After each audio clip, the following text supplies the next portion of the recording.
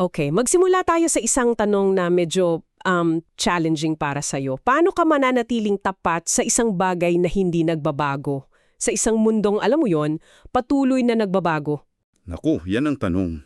Ramdam na ramdam yan ng maraming leader, mga pastor, mga misyonero. Yung pakiramdam na yung mga paraan na gumagana dati, parang hindi na epektibo ngayon. Nakaka-frustrate, di ba? Sobra. At yung frustration na yan, dyan mismo papasok yung pinakapuso ng usapan natin ngayon. Kasi lahat ng sources na binigay mo ay umikot sa isang malaki at sabi nga nila, mapanganib na maling akala. Na ano yon? Na ang faithfulness o katapatan ay kapareho ng rigidity o paninigas. Exactly. Yan yung linya na talagang tumatak sa akin.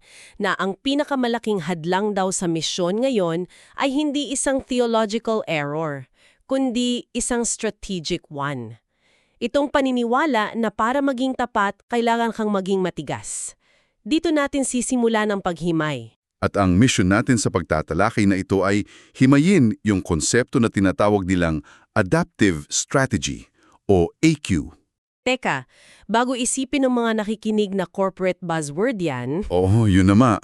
A-clarify ko lang, based sa mga materyales mo, this is presented as a deeply theological discipline. Ito yung tinatawag nilang faithful flexibility. faithful flexibility. Ang ganda pakinggan? Di ba?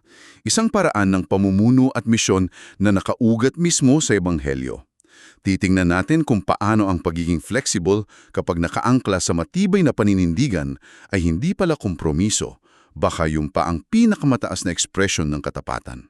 Okay, sige. Himayin natin yan. Saan natin sisimulang i-ground yan? Saan sa teolohiya makikita yung blueprint nito? Actually, yung pundasyon nito, ayon sa mga materyales mo, ay yung pinakasentral na event sa Christian faith na baka hindi lang natin madalas tinitingnan from this strategic lens. At ano yon? Yung pagkakataong tao, the incarnation, Juan 1:14, ang salita ay naging tao at nanirahan sa piling natin. Grabe, ilang libong beses ko nang narinig yung verse na yan. Pero hindi ko naisip na yan pala ang ultimate blueprint for strategy. Paanong naging adaptive act yun? Kasi isipin mo to, ang Diyos, hindi niya hinintay na umakyat ang sangkatawanan sa kanyang divine culture. Hindi niya sinabing, "Uy, aralin niyo yung lingwahe ng langit para maintindihan niyo ako." O nga, no? Siya ang bumaba, siya ang pumasok sa ating konteksto, sa wika natin, sa kultura, sa mga limitasyon natin, nang hindi isinusuko ang kanyang pagka-Diyos. Iyan sabi nila, ang blueprint. Hindi ito simpleng adjustment lang, ito ay banal na strategya. Wow! At nakikita natin yan na tuloy-tuloy sa ministeryo ni Jesus, di ba?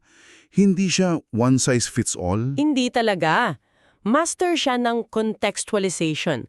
Sa mga mangingisda, ang mga talinghaga niya tungkol sa lambat, isda, makes sense. Sa mga magsasaka naman, tungkol sa binihi at lupa. Eksakto.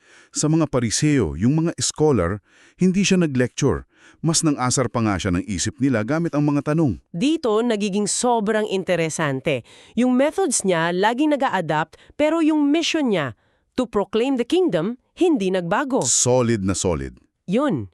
Yung core message, fixed. Pero yung container, yung paraan ng pag-deliver, sobrang flexible. At kung i-fast forward natin yan, makikita rin natin yan kay Apostle Pablo. Oo, parehong-parehong DNA. Yung sikat niyang sinabi na naging lahat ng bagay sa lahat ng tao, minsan kasi nami-misinterpret yan na parang, people pleaser siya. Oo, parang walang paninindigan. Pero hindi pala ganun ang ibig sabihin. Kabaliktaran pa nga. Sabi sa sources mo, hindi yan dahil mahina ang teolohiya ni Pablo. Ito ay resulta ng kanyang incarnational courage. Incarnational courage. Sobrang tindi ng tiwala niya sa Ebanghelyo, kaya hindi siya takot na hayaan itong magkaanyo sa iba't ibang kultura. Sa Atenas, nakipagdiskurso siya sa mga filosopo. Sa mga sinagoga, gamit naman niya ang kasulatan. Iba't ibang approach. Iba't ibang approach pero iisa ang non-negotiable niya. Si Kristo na ipinako sa krus at muling nabuhay. Yon ang faithful flexibility in action. Okay, so yan yung gold standard, si Jesus at si Pablo. Pero magpakatotoo tayo, hindi naman laging ganyan ang nangyayari. Dito na papasok yung tinatawag ng sources mo na crisis of rigid faithfulness. Dito na nagkakaproblema kasi yung crisis of rigid faithfulness, ito yung nangyayari kapag yung isang method na naging successful dati, ginagawa ng sagrado. Okay, gets ko. Yung dating container para sa ebanghelyo, nagiging kasing halaga na ng mismong content. Halimbawa, yung isang church planting model na gumana sa Amerika noong 1980s, ituturing na parang ika-11 utos. Tapos susubukang i-apply sa, let's say, urban Manila ngayon. At magtataka tayo bakit hindi gumagana. Exactly. Para siyang yung we've always done it this way na mentality, di ba? Pero bakit ba tayo nagiging ganyan? Ano yung psychology sa likod niyan? May malalim yan dahilan yan. At madalas, ang ugat ay takot. Takot na may mawala. Takot na baka magkompromiso tayo. I see. Mas safe yung formula. Oo. Sa mga panahong magulo, mas komportable sa pakiramdam yung may mga absolutong sagot at nakatakdang patakaran kesa sa masalimuot na pag-discern. Tingnan mo ulit yung mga Pariseyo. Ang problema nila, hindi naman kakulangan ng kaalaman sa kasulatan, di ba? Hindi, eksperto nga sila eh. Eksperto. Ang problema nila ay yung paninigas. Yung sistemang binuo nila para protektahan daw ang kabanalan, yun mismo ang naging pader na bumulag sa kanila. Grabe no. Yung mismong sistema na ginawa para protektahan yung katotohanan, yun ang naging harang.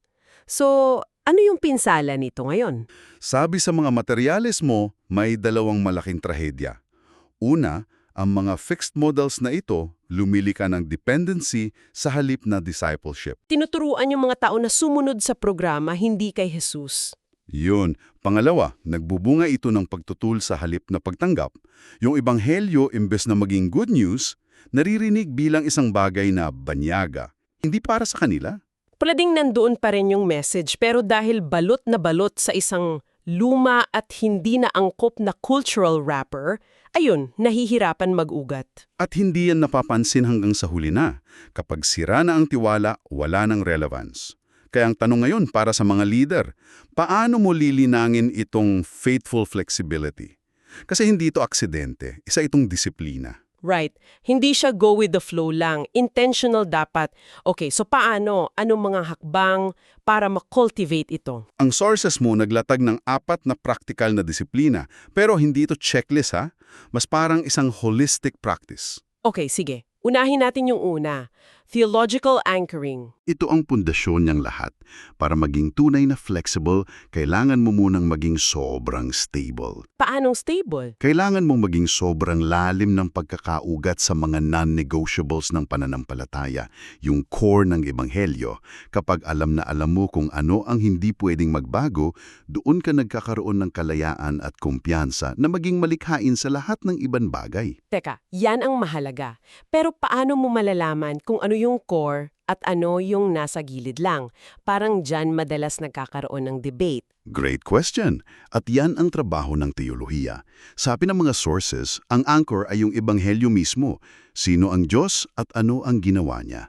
Ang mga flexible na bahagi ay yung methods, yung worship style, outreach strategies, yung how and where. Okay, so yung what at why, yun ang anchor. Malinaw. Ano yung pangalawa? Pangalawa, contextual listening. O pakikinig sa konteksto. Kung yung incarnation ang modelo natin, dapat hindi tayo nagsisimula sa pagsasalita. Dapat nagsisimula tayo sa pakikinig. Makinig sa komunidad, sa kultura. Oo, ano yung mga pangarap at takot ng mga tao? Ano yung mga kwentong nagbibigay buhay sa kanila? So, hindi ka dumarating na may daladalang pre-packaged na mga sagot. Darating ka na may mga tanong. Malaking pagbabago yun sa isipan. Malaki. Tinatawag ito sa mga materyales na cultural humility. Kinikilala mo na hindi ikaw ang eksperto sa buhay nila. Sila. Ikaw ay isang mag-aaral. Gets ko. So, anchoring, tapos listening. Ano yung pangatlo? Medyo delikado to pakinggan. Experimentation with discernment. Mukhang nga ang delikado pero kung iisipin mo, napaka-biblical niyan. Tingnan mo yung aklat ng Gawa. Oo nga no. Yung unang simbahan, parang startup yan eh. Laging nag-i-eksperimento. Nagpapadala ng mga team. Nagtatanim ng mga komunidad sa iba't ibang paraan. May mga nabigo? Bahay, oo naman. Pero yung kabiguan, hindi naging katapusan. Naging guro ito. So hindi ito yung basta-basta na lang na yung subukan natin kahit ano at tingnan kung ano ang dumikit. Definitely not. Kaya may kasamang with discernment. Ito ay matalino at mapanalangining pagsubok. Parang sinasabi mo na, base sa ating anchors at sa narining natin, subukan natin tong approach na to, tingnan natin. Okay, gets. Mas learning posture siya, hindi careless. At yung pang-apat, Para masigurado na yung experimentation ay hindi lang personal na trip ng isang leader. perfect segue yan sa pang-apat at huling disiplina, communal discernment. Pagpapasaya bilang isang komunidad. Oo. Ang ag-a-adapt ay pinakanganusog at pinaka-safe kapag ito ay isang proseso ng buong komunidad. Pinag-uusapan sa ilalim ng gabay ng kasulatan at sa pamamagitan ng panalangin. At yung halimbawa na binigay sa sources, yung konsilyo sa Jerusalem sa Gawa 15. Yun ang perpektong halimbawa. Isipin mo yung tensyon sa kwartong yon. May malaking identity crisis ang unang simbahan. Ang tanong, kailangan bang maging Hudyo muna ang mga Hentil para maging Kristiyano? Yun ang ultimate test ng fixed model nila. Kung naging rigid sila, ang sagot ay, oo naman, ganito laging gumalaw ang Diyos, sundin ang rules. Eksakto. Yun ang madali at safe na sagot. Pero hindi yun ang ginawa nila. Nakinig sila sa mga kwento ni na Pablo. Bumalik sila sa kasulatan, nag-debate sila. At sama-samang nagpasya. Sama-samang nagpasya at yung desisyon nila na hindi na kailangang ipasan sa mga Hentil ang buong batas ng mga Hudyo, yun ang nagbukas ng pinto para maging global movement ang Ebanghelyo. Wow! So, habang tinatapos natin to, ano ang ibig sabihin ng lahat ng ito para sa iyo na nakikinig? Kung i-distill natin lahat, ano yung isang malaking aral mula sa mga sources na ito? Siguro ang pinaka-ideya ay ito. Ang katapatan sa Biblia ay hindi pananatili sa isang lugar. Ito ay pagsabay sa pagkilos ng isang Diyos na laging gumagalaw. Ang ebanghelyo ay hindi kakot sa mga bagong konteksto. Hindi. In fact, doon ito lumalago. Nagsimula ito sa isang partikular na kultura at kumalat sa buong mundo dahil natuto yung mga unang alagad na i-translate ito hindi lang sa bagong wika, kundi sa mga bagong buhay at bagong kultura.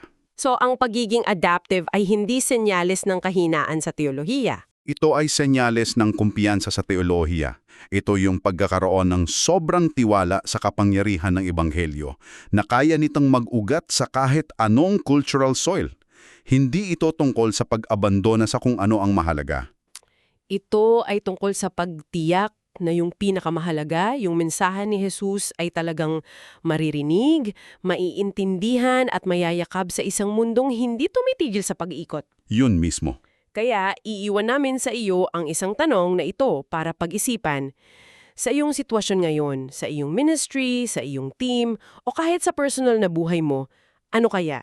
Kung ang pinakatapat na bagay na maaari mong gawin ngayon ay hindi ang mahigpit na pagtatanggol sa iyong kasalukuyang stratehiya, kundi ang matapang na pag-aalay nito para dalisayin, baguhin at i-adapt para sa hinaharap.